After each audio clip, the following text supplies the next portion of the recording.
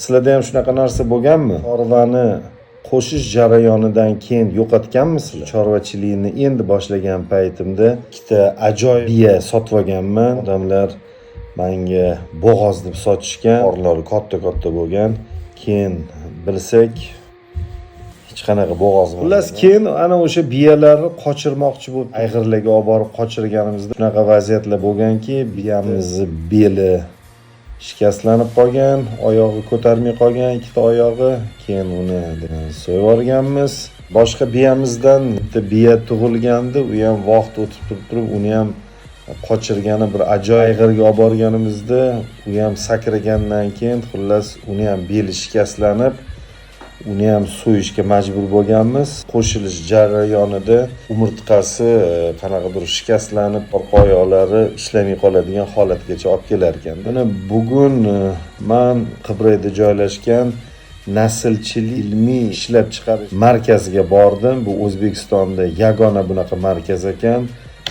Demak, bugungi kunda ular o'sha ko'proq o'sha Yevropa taraflardan ajoyib buqalar olib kelishgan ekan va o'sha buqalardan olgan urug'lari butun O'zbekiston bo'yicha mana shu veterinariya va chorvachilikni rivojlantirish hududiy bo'linmalari orqali urug'larni aholiga sotishar ekan.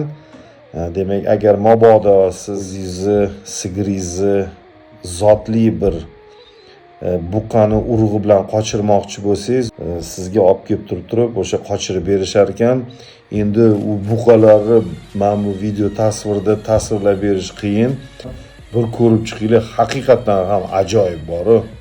Xudo xolasa endi kelgusida zotli qo'chqorlarni qanaqadir olib kelib turib, ular o'sha urug'larni olib, o'zlari mahalliy o'sha qo'ylarga qanaqadir qo'shib qochirtirsak, ajoyib nasllar paydo bo'lar ekanda.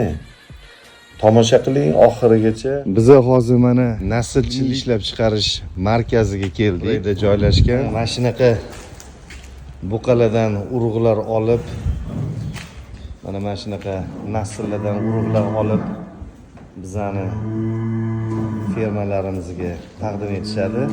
Muzlatilgan holatda. Hozir mana Sherzod aylantirib yuribdilar. Ko'rganingiz qoralar Angus zoti, undan keyin Shvit zotimiz mana bular, bu Simmental, Akvitanskiy zot. Bu limuzin, mana shu uchalasi. Limuzin zotimiz, bular Simmental zotimiz. Bu nima zot ekan, bog'aybatligin? Simmental-a? Bu necha yoshli ekan? Bu 4-5 yoshga yetdi oldi, yoshga yetdi. Mana men bu yotgan limuzin, a? Bular yosh bo'ladi. Mana Angus buqasi. Mana bu Galstein ekan.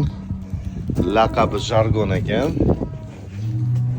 Bu ham Galstein ekan, laqabi Kant ekan. Dunyoda bitta zot bor, odam nomi bilan atalgan, o'sha bo'ladi. Qolgan zotlar hammasi joy nomi bilan ataladi. Mana bu Galstein ekan, mana yonida turibdi. Buni qanaqa eplisizlar, ay? Bunda halqasini shu orqali boshqaradi mana. Bo'lmasa boshqarib bo'lmaydi. O'tdan ham beraylikchi. Mana.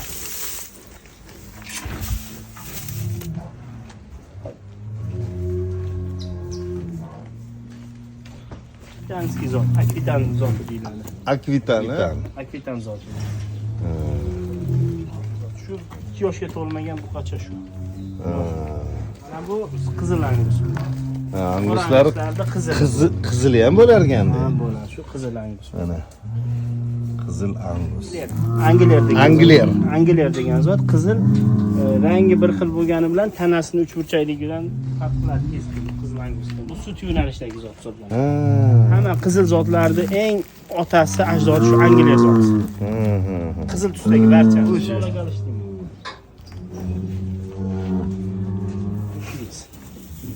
Mana tumshuq oq bo'ladi, tepasida oq chizig'i bo'ladi. Shvits zoti. Shvetsa? Shvet emas. Shvits. Men bu Qirg'izistondan keladigan ko'proq haligi zotlari shved deydi-ku, boshqami? Yo'q, bir xil shevada o'zgarib qolgan, shved deb qo'yishadi. Ha, bo'ldi. Shved zoti bir xil, o'shalarning avlodi. Biz O'zbekistonga ham, Qirg'izistonga ham o'sha 70-yillarda olib kelingan. Bu hududda yaxshi rivojlangancha Qirg'izistonda ko'p rivojlanib ko'paygan. Bu Angus.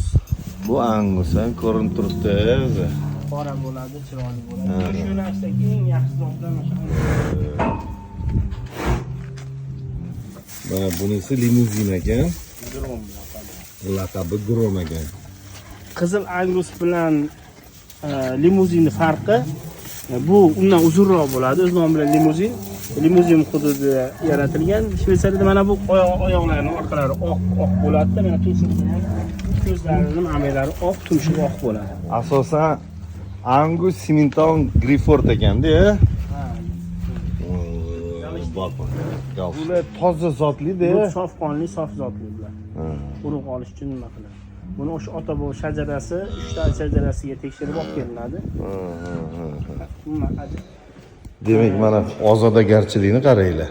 Har kuni ularda bakteriyasiz lambalar Mana mashitda urug'lar olinar ekan. bu yoqdan olib kiriladi, bu yoqdan chiqib ketadi. Bular bir-biriga qaratma qarshi yurmasligi kerak, bu yoqdan chiqib